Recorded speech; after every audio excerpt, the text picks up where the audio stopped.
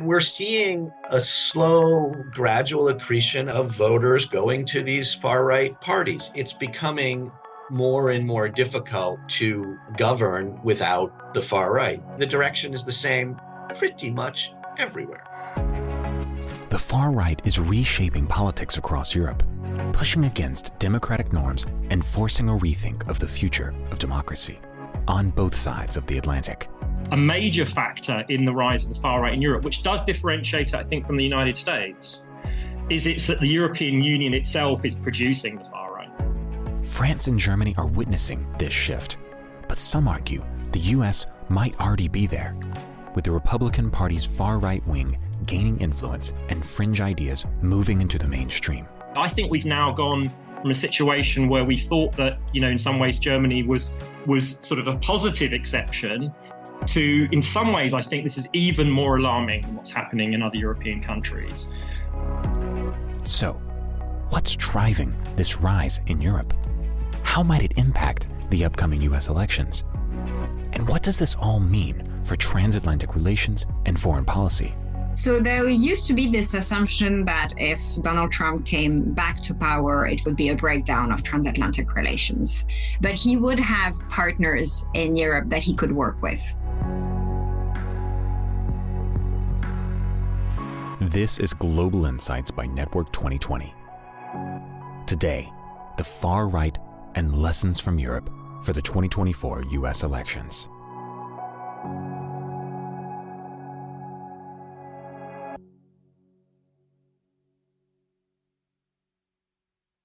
Today, we're joined by Dr. Hans Kundnani, Jeremy Shapiro, and Tara Varma. Dr. Hans Kundnani is visiting fellow at the Remarque Institute at New York University. Jeremy Shapiro is research director of the European Council on Foreign Relations, and Tara Varma is visiting fellow in the Center of the United States in Europe at Brookings Institution. Moderating the conversation is Joanna Gwowczewski. The year 2024 will be remembered as one in which over 50% of the world's population participated in elections. In Europe, we have seen the rise in influence and government participation of far-right parties in many countries on the continent. Their electoral successes will have a considerable impact on how the European Union is governed moving forward, as well as the future of the NATO alliance. Is the rise of these far-right movements a recent short-term phenomenon or a signal of something longer term? Do these developments in Europe portend a similar outcome in the upcoming US elections? And what has been the impact of former US President Trump and his MAGA movement on Europe's far-right parties? I look forward to discussing these and other questions with our panelists. So the first question is for all three speakers, but I'll start with you, Tara. As mentioned, we have seen the electoral success of far-right parties in the European Parliament, in France, in Germany, and most recently in Austria. What are the reasons for their growing influence? Are there any similarities, and what lessons could be learned? So Tara, could you discuss these developments and specifically in regards to France and Italy? Sure. Thanks a lot, Joanna, and thanks to Network 2020 for getting us together. Very happy to be on this panel with Jeremy and Hans. You're right, there have been actually a lot of upheavals in European elections this year, not only the European parliamentary elections, but also European national elections. Let me start with France, my own country, where on the evening of June 10th, after 4 days of European elections across 27 member states, Emmanuel Macron, France's president, seeing that his party came in second, far behind the far-right Rassemblement National, decided to dissolve the National Assembly, subsequently calling for snap elections that were held 3 weeks later, 3 and 4 weeks later, on June 30th and July 7th. He decided to conflate basically the results of these European elections with the French national political scene and decided to draw a conclusion from what happened at these European elections as a message sent to him by the French population. I should say, just to be clear, that the Rassemblement National in the European elections got almost 31% of the vote, and Macron's party got 14.6%. So they came in second, but far behind, as I said. And so what happened first of all, in the days and weeks following the shock of the announcement of the dissolution, was a huge political mobilization by the far right, but also by other political parties in France, trying to see who would get the highest results. And unsurprisingly, the Rassemblement National also came in first in the first round of the elections in France.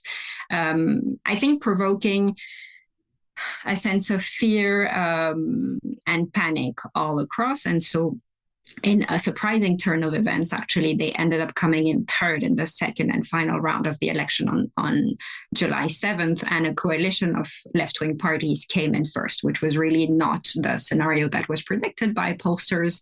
I think demonstrating, first of all, that citizens still have agency and that they're following debates quite a lot. But I think one of the reasons for the far right coming in third was that the one policy proposition they came up with in the middle of the two rounds of the election was that they were going, when they came to power, to ban dual national citizens from certain strategic positions in the administration. So this party, whose normalization process it seemed that Marine Le Pen had taken to the greatest heights, actually the only policy proposition that they come up with at the time was not a social or economic proposition. It was really a proposition that demonstrated that they were still very much the racist and xenophobic party of their foundation, and that's what they still relied on. So they came in third because of the makeup of the political system in France, but in reality, they increased actually their vote share between the first and the second round. I should say that because that's also something that's important for the future of French and European politics. They got 31% of the vote in the first round of French elections and actually managed to get 37% of the vote in the second round. But because of the makeup of the system, they came in third. They are, in fact, today, the first French political party in number of seats at the National Assembly. They've managed to grow by 50% their number of seats, basically, from the constitution of the Assembly before the dissolution and now. So they increased their vote share, they increased their number of seats at the National Assembly, which means that they have a higher budget to actually hire consultants and advisors and basically to professionalize themselves even more. And they're looking, and I'll transition very, very briefly to Italy now. They're looking, of course, at the model that Giorgia Meloni has created in Italy. Giorgia Meloni comes from a post-fascist party, very much on the far right. And I think Marine Le Pen wants to emulate her model and basically to try and implement it in France. She's looking at the 2027 presidential election in France that's coming up. There might be another dissolution of the National Assembly by Emmanuel Macron next summer. And so Giorgia Meloni is really perceived as this model by populists and conservatives to follow as much as possible, because she's made herself indispensable both to the far right and to the center right poles of power in Europe. I'll stop here, and I know that we'll discuss with Hans and Jeremy as well. So let me just stop here and we can turn to my colleagues as well. Great. Thanks so much, Tara. That's a very good, quick summary of where things stand in both countries. And now turning to you, Hans, could you discuss these developments in regards to Germany, please? Yeah, I'll say a little bit about Germany and then maybe a little bit about what I think far-right parties across Europe have in common.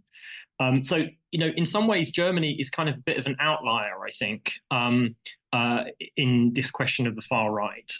For a long time, people thought that somehow Germany was a sort of an exception, right? We saw the far right on the rise across Europe, but a lot of people thought that Germany was some kind of exception. People thought it had some kind of immunity because of its history.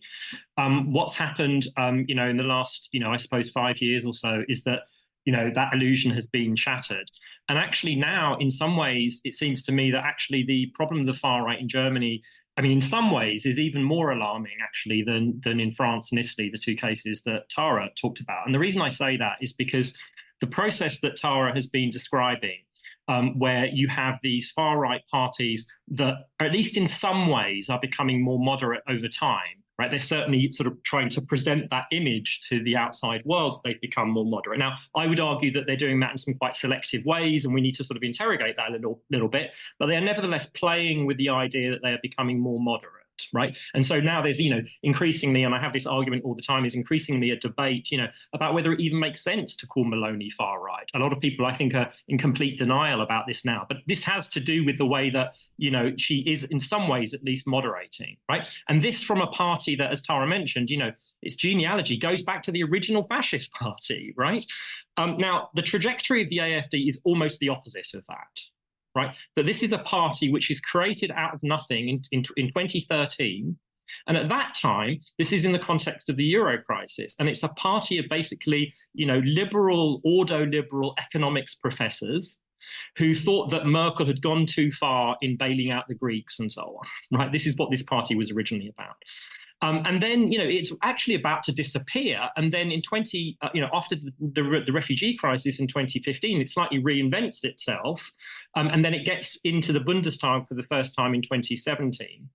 But if you compare the AfD of today to the AfD even of 2017, let alone 2013, this is a much more radical party, right? It's been becoming more extreme over time, unlike, as I say, Maloney, Le Pen, and so on. And this is the remarkable thing. At the same time as becoming more and more radical, it's been getting more and more popular. To the point where, it's started to get above 20% in opinion polls.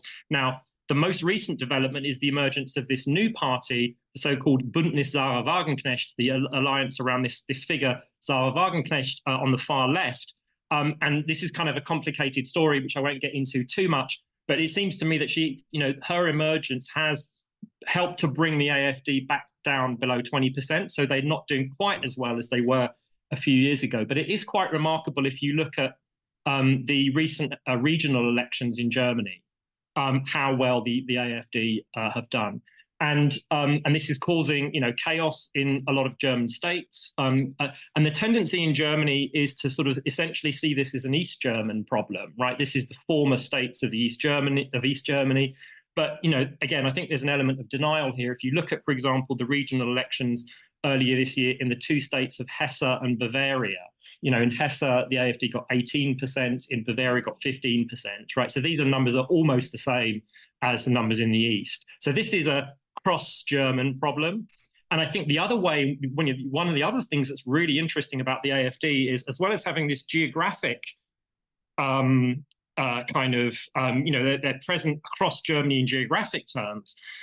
What's also really interesting about the AfD is that they are what is sometimes called in Germany a Volkspartei, which is usually translated as a catch-all party. But the crucial thing about this is that what that basically means is that you're integrating different strata of German society, from sort of elites through to working class people. That's something which the AfD actually does very well now. This is, all sections of German society. So as I say, I think we've now gone from a situation where we thought that, in some ways Germany was sort of a positive exception to, in some ways, I think this is even more alarming than what's happening in other European countries. So in that sense, it's an outlier. But I think, what it does have in common with far-right parties elsewhere, some of the cases that Tara was talking about, is, so I think it's quite difficult to talk about the causes of the rise of the far right in apolitical terms. I think this just looks very, very different if you're on the left than if you're on the right. And to put it in very sort of simple, brutal terms, people on the right think that the reason the far right is doing very well is because immigration is out of control and we need to get tougher on immigration.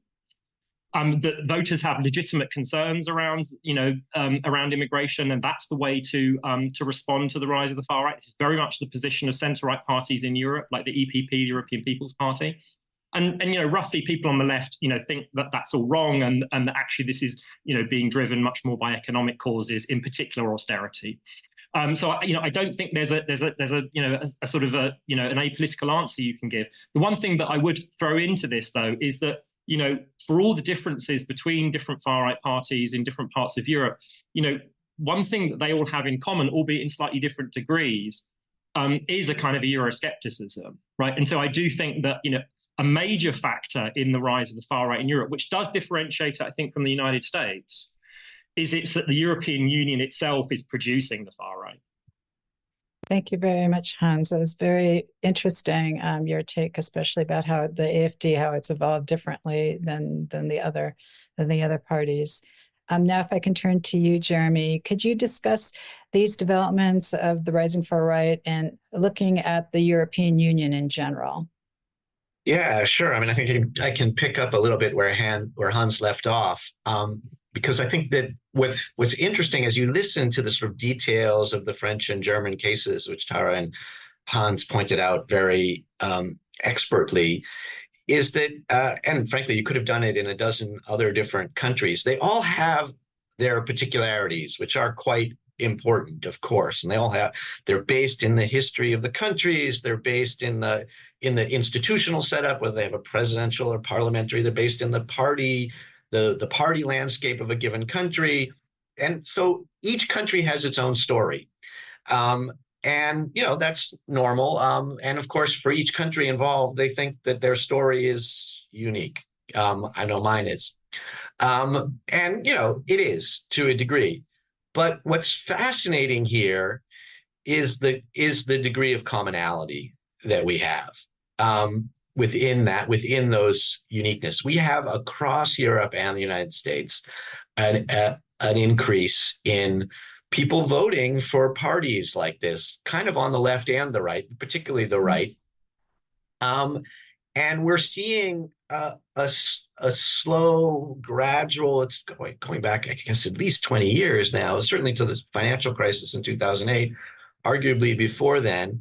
We're seeing a gradual accretion of voters going to these far right parties. Again, each there's different trajectories. Some are lagging further behind. Blah blah blah. But actually, the direction is the same pretty much everywhere. That is a really interesting result. It has had different effects in different countries, but actually everywhere it's becoming more and more difficult to govern without the far right, or without the populist parties. And you're seeing in many different countries across Europe, they have this sort of concept of the cordon sanitaire. Everybody always uses French terms for this. I think it's because it sounds best that way. Because probably the way you say that in German is a lot less pleasant. But there you go. I was.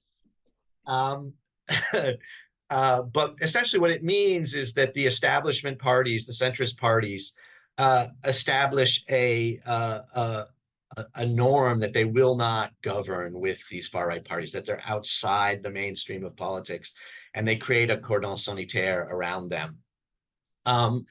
This cordon sanitaire is to varying degrees breaking down across Europe because the numbers just don't work anymore.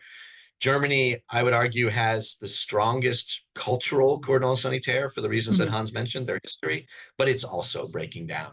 And so it will, and it has broken down in certain countries, and in the countries that it hasn't broken down in, basically, at this point, pretty much every establishment party has to govern together in order to keep the far right out. And given that the erosion is continuing, we should expect that won't last. So I guess the next question is, what is the reason for this common wave across Europe and the United States, and maybe even beyond? And, the fundamental answer is, I don't know. And there's a huge debate about this. And you heard Hans talk a little bit about it. I think that the principal two causes that are attributed, I very much like the way he sort of separated into left and right. It's not quite that neat, but I think it's still quite useful. Differentiation is that there's people who think it's a fundamentally an economic cause, which is that people have been left behind by globalization, and that this has sort of eroded in the United States the working class, in Europe in the United States the lower middle class, in Europe what they call the working class. And then the second explanation is sort of immigration and the stress that puts on the culture and on the social services.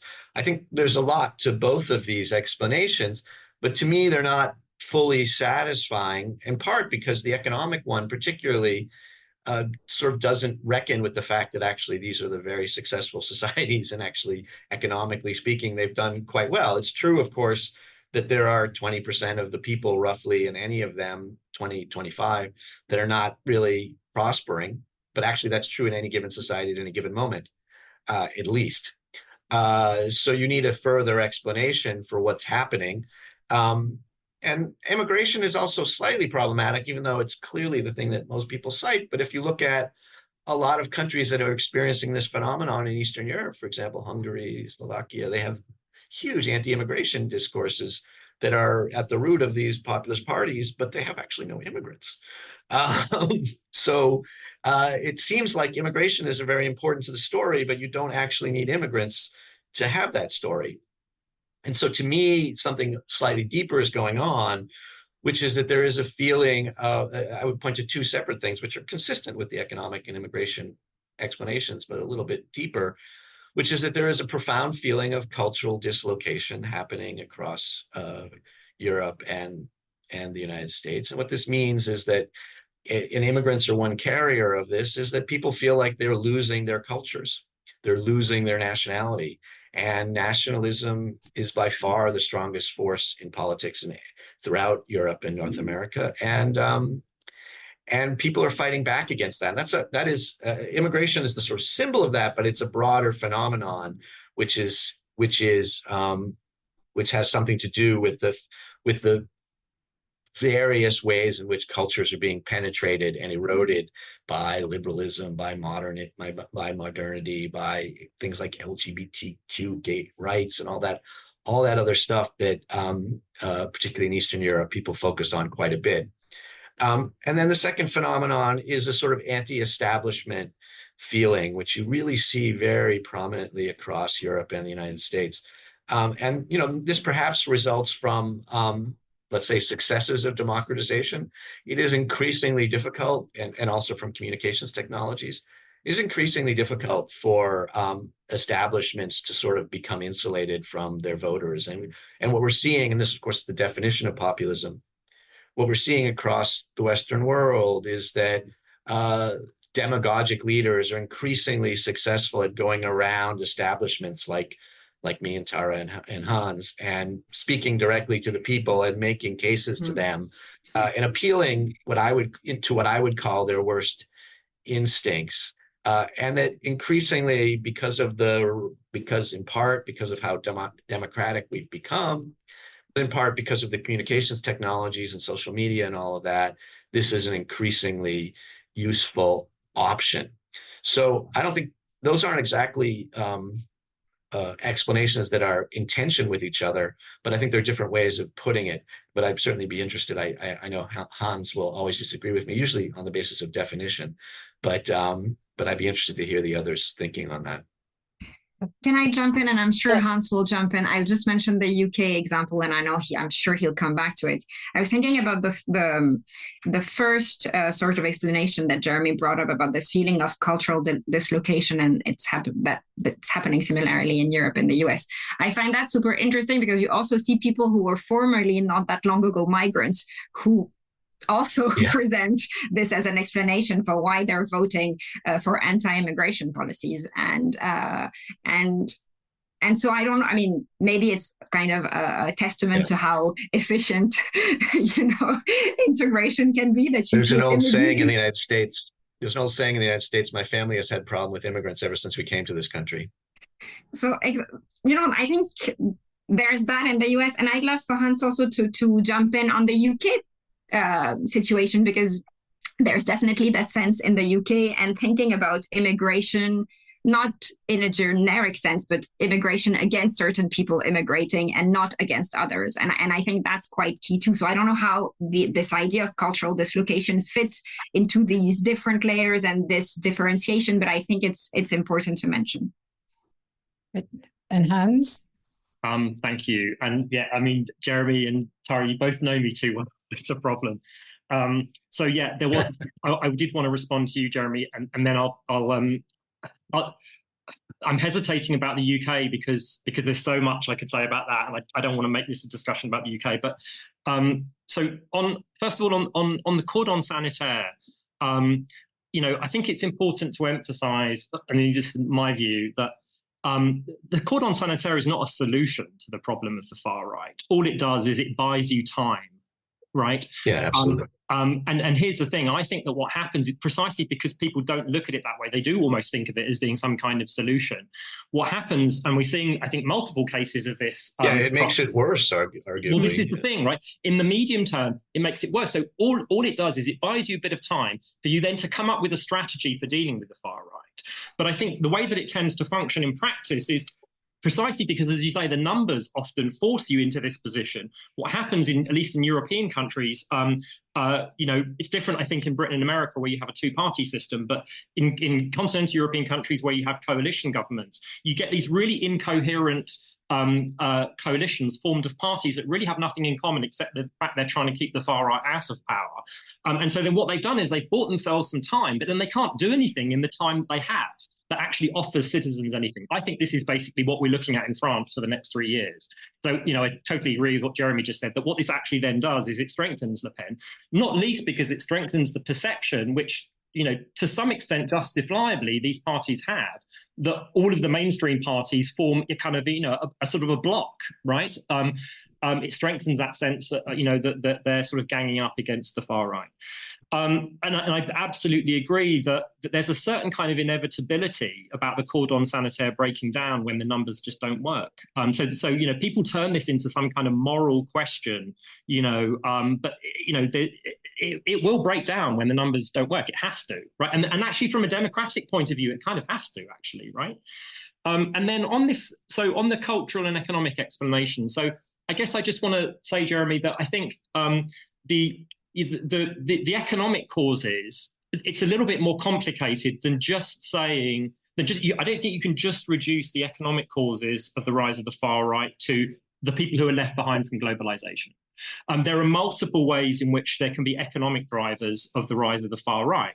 So, first of all, I think it's important to sort of look at the distributional consequences of, let's say hyperglobalization, right? It's not so much, did your country as a whole profit from it? Let's take Poland, for example, right? Poland has, in a way, has been one of the big winners in the last, 25 years since the end of the Cold War, right? If you look at the country as a whole. But there have been distributional consequences. And so, you have some winners and some losers. And those losers, you can have those losers within a context of, a context in which the country overall has won. And that, by the way, I think is also the German story as well. I think that's what I meant by left behind by globalization. Sorry? I think that's what I meant by left behind by globalization. Yeah. Right. Okay. But I'm just saying it's not enough to just say, look, this country has been, and I don't think you were saying this, but I think I do hear a lot of people saying this, that just because this country overall has been doing well economically, economics can't be one of the drivers of this, right?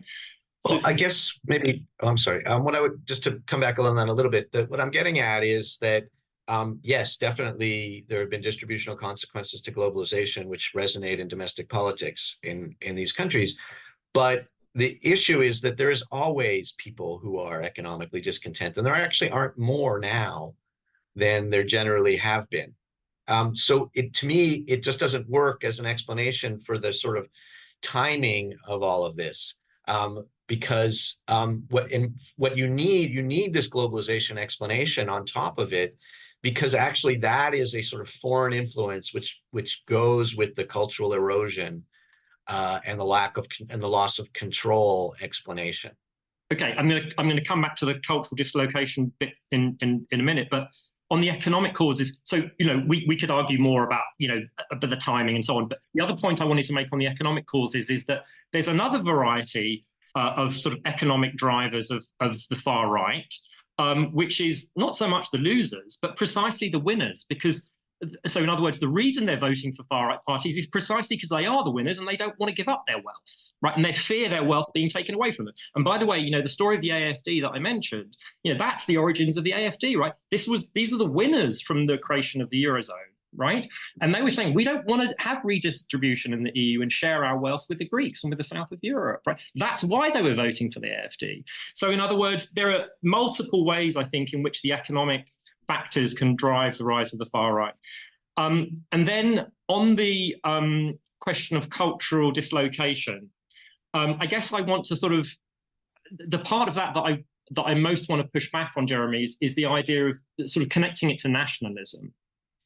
Because so if we take, for example, the case of, because the implication of your I argument, didn't see that coming. because if we let's take, for example, the case of Poland, right, where apparently, or actually, no, let me focus on Germany. It's remarkable how during the last couple of years since the war in Ukraine began, Germany has received almost exactly the same number of people from Ukraine as came in 2015, 2016 in the refugee crisis, right? And the refugee crisis transformed German politics. It was a massive crisis. It produced, as I say, this iteration of the AfD. It's had huge consequences for the last decade. Whereas during the last 2 years, the arrival of a similar, over 1 million people from Ukraine had almost no political consequences in anything like a comparable kind of way. And so what to me that illustrates is this isn't, Germany feeling that its German culture is being, eroded somehow. Actually, this is a collective sense of a European civilization that is being threatened by non-white people, essentially. So I just wanted to sort of slightly expand that out from the nationalism point. All right. Thank you. Thank you very much. Sorry to jump in, but we have limited time. But I mean, this conversation could keep going. It's fascinating. Yeah, for sure. So then now I wanted to turn to you, Tara, just to look at, how do the far right movements, how do they impact both the U.S. and Europe, transatlantic relations in general? What are the challenges and opportunities for collaboration? So there used to be this assumption, now that we're a bit less than 4 weeks out of the US election, the presidential election here, there used to be this assumption that if Donald Trump came back to power, it would be a breakdown of transatlantic relations, that he would, I think he would absolutely quash NATO and reiterate his dislike of alliances and multilateralism, but he would have partners in Europe that he could work with. And I'm thinking typically, of course, of Giorgia Meloni and Viktor Orban, who have a very different view of what needs to be done with Russia and Ukraine, Israel and Gaza. And so you could see a form of a different axis. Of course, if you add France to that, if there's another general election or until the presidential election in 2027, then you could think of a Washington, Paris, Budapest, Moscow axis, which would be quite different. So I don't think, I think you could actually look at potentially reinforced relations, not with the EU at all, because Donald Trump really dislikes the EU, but with a number of heads of member states, that's for sure. And what we're seeing now, in a way, even in terms of the priority setting by the European Commission, in its former mandate, it really insisted quite a lot on fighting against climate change. The EU Green Deal was really central to both internal and external policies of the European Union. The manifesto that we're seeing coming through this time around is fairly different and quite convergent, I would say, with the current Republican Party, which is much less focused on fighting climate change and much more focused on fighting against migration. And so there could be some form of a convergence there. I don't know what it would lead to exactly, but we are definitely in this moment, and Jeremy and Hans spoke about this, where the cordon sanitaire is thinning by the day. So in France, it kind of held until the very last minute, and I'm guessing it's one of the last time where it holds.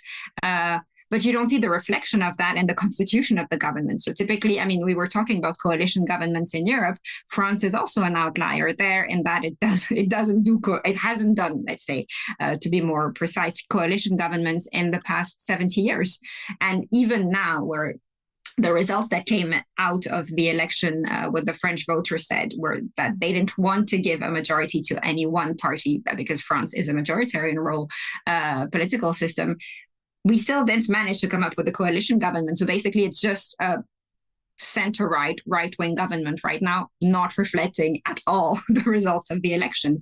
And we're struggling with that. But other European Union member states already have social democrats and far-right parties in their coalition governments. We see it in Scandinavia. Actually, they've been doing it for a long time.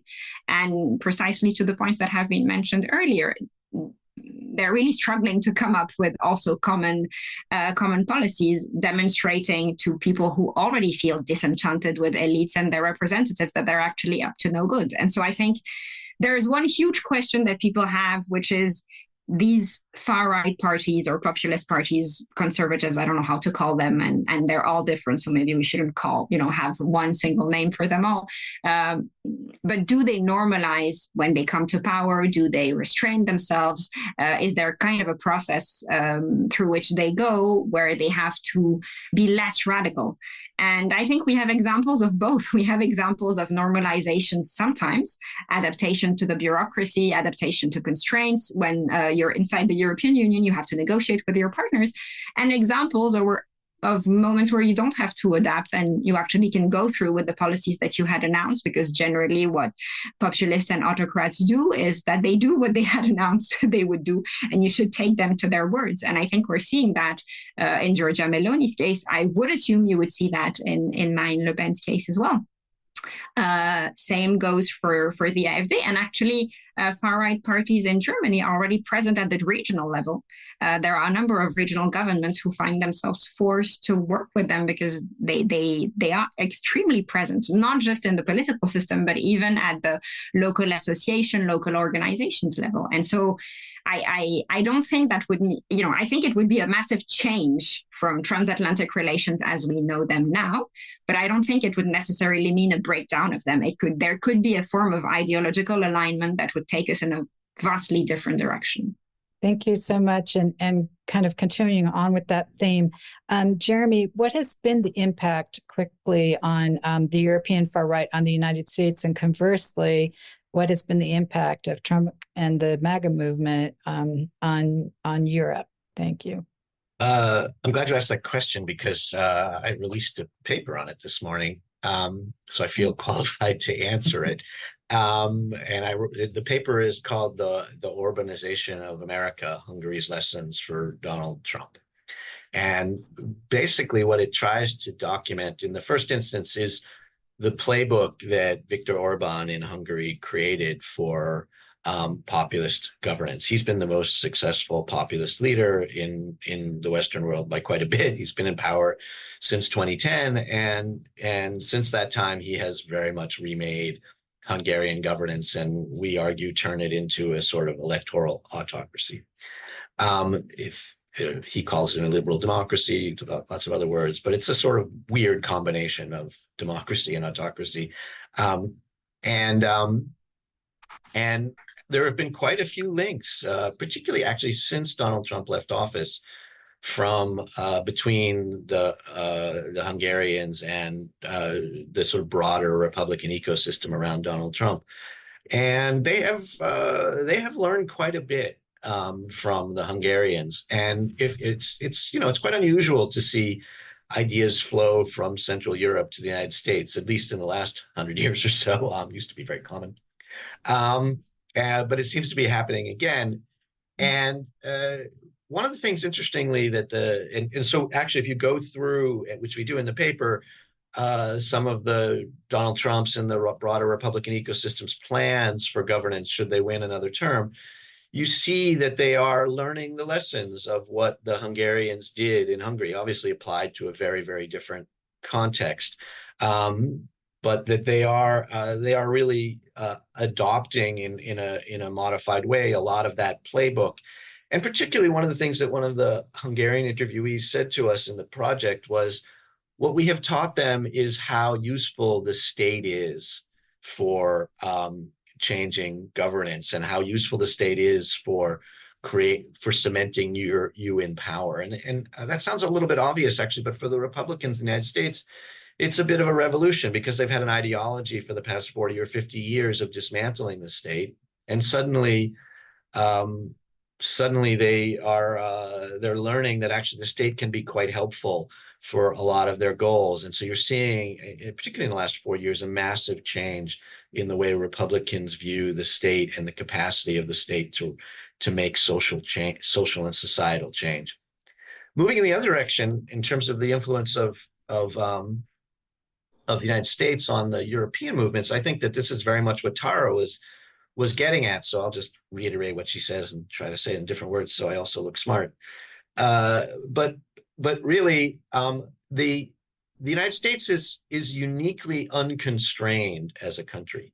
If you become a populist leader like Viktor Orban in Hungary, uh, or even in like Giorgio Meloni in Italy, you probably have to moderate because you face a lot of external constraints coming from the EU, coming from the United States itself, and just coming from the fact that you're small and the world is big. And the United States is the least constrained country on earth.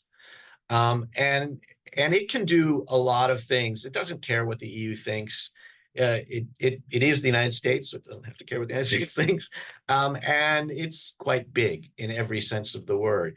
And that means, first of all, that the United States doesn't have to be as moderate if it has a populist government.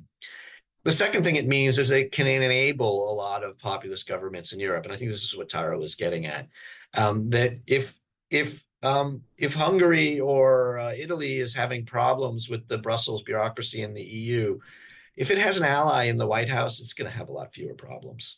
It's going to be able to form a coalition. No, there's no country on earth that has more influence in Brussels than the United States, and that probably includes Paris. So I think that this has a real potential in the way that Tara got at to really not reduce transatlantic relations, but make them entirely different. You might see that there is a transatlantic coalition to oppose a lot of the agenda of the European Union. And you might find that there are European Union member states which are helping the United States to implement anti-European economic tariffs and things like that. So this could be, I think, a real revolution in transatlantic relations. It'd be hard to say whether they're better or worse, but they will be doing something quite different. And they would get promises, one would assume, from the US to have something in return, high-end security guarantees. I mean, there would be some kind of increased bilateralization, I would assume, in that scenario. So it would be very different. But my sense is they would still, both these EU member states and the US, actively try to undermine the European Union itself as an institution. Joanna, do I have time to add a couple of sentences, or do we need to go to questions? No, go ahead. Well, I just wanted to slightly sort of complicate this sort of idea of, a sort of far right in the US and Europe that's aligned, and centrists in Europe and the United States that are aligned. Because, we were talking about Meloni, right? And, if you think about how, say, Biden received Meloni in the White House, I mean, I can't get the image of him kissing her on the forehead out of my head, frankly. So in a way, as I say, this is kind of complicated. And so the way I think about this, and I hate to put it so brutally, but I've increasingly come to the conclusion that both the EU itself and the United States don't have a problem with the far right at all. All they have a problem with is the section of the far right that's pro-Russian and anti-Atlanticist. So hence, Orban is a problem, but not because he's far right, because he's not sufficiently Atlanticist and supportive of Ukraine. Whereas Meloni, as I say, centrists both in Brussels and in Washington are perfectly happy with Meloni precisely because she is Atlanticist. So I think this is a bit more of a complicated story. I'll stop there. Great. I think that works for the United States. It doesn't work very well for the European Union, which is very unhappy with Meloni for a variety of reasons. Well, what are the reasons then, Jeremy? Because you're right. If we're talking about the EU, I would add. So for me, the really interesting thing when Meloni became Italian Prime Minister was how the EU essentially embraced her as soon as she did two things. The first was to indicate her support for Ukraine, so she wasn't going to be pro-Russian. And the second was to indicate that she wasn't going to be disruptive on the Eurozone, which even her more moderate predecessors like Matteo Renzi, Social Democrat, had been, right? So she essentially accepted neoliberal Eurozone economic policy. And then, as I say, the centrists in the EU, especially the EPP, were totally fine. Look, I mean, I think that Meloni has moderated herself in a variety of ways to please both the United States and the EU. And that has been helpful. I would say that she wouldn't do that if she didn't have to. But she does. That's the nature of being Italy. But also she hasn't fully moderated herself. And you saw that they had a lot of problems in the formation of the new commission, in negotiating with her about what her representation in the parliament would be and what her commissioner would be in charge of. And that reflected the fact that they were very annoyed at the way in which she was trying to upset European governance through organizing the far right and through the challenges that she was presenting to the European Commission. So I mean, I think there's definitely a moderation, but to me that reflects the situation that she's in and a very astute politics, and that is what would be relieved in part if Donald Trump was in office. Great, thank you so much. How do we determine differences between right and far right? Would anyone like to tackle that? Sounds like a Hans question to me. Yeah. It's definitional, right? Yeah. So look, I mean, political scientists are very clear about this, and this is why a lot of this debate that's happening, about are these far right figures really far right? It's all in this debate is taking place, completely ignoring all of the academic work on this. So it's very clear. There's this umbrella term called the far right, and that includes two different types of far right parties: the radical right, which is sometimes called populist far right, and then the extreme right. And part of what I was describing in terms of the AfD is actually its shift from being a radical right party to being an extreme right party, which then in the German context means that you're essentially monitored by the domestic intelligence service and things like that. And the simple way of putting that distinction between the radical right and the extreme right is that the radical right may have far right policies around questions like immigration and so on, but they're not challenging the sort of so-called democratic rules of the game, whereas the radical right is doing that, right? So it's very clear. And so as I say, you have these discussions now where people aren't aware of that way of that sort of framework, that conceptual framework, and so they'll say things like, well, Meloni's not far right because she's not challenging democracy in Italy, right? As that would mean she's not extreme right, not that she's not far right.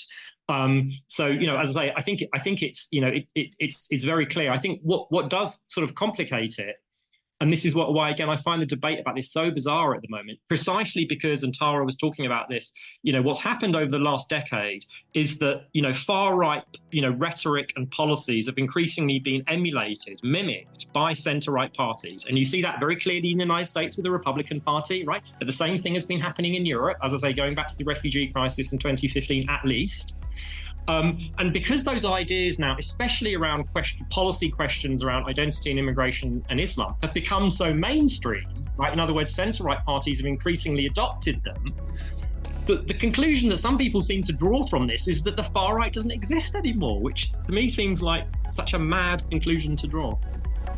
Great. Well, I want to thank the three of you for a really very thoughtful and enlightening discussion. And I want to thank you again for a very interesting conversation on the far right, both in the US and mostly in Europe.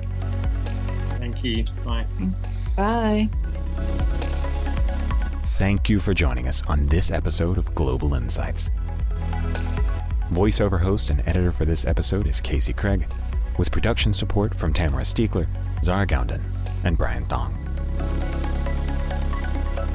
You can subscribe to Global Insights on Apple Podcasts, Spotify, or wherever you get your audio.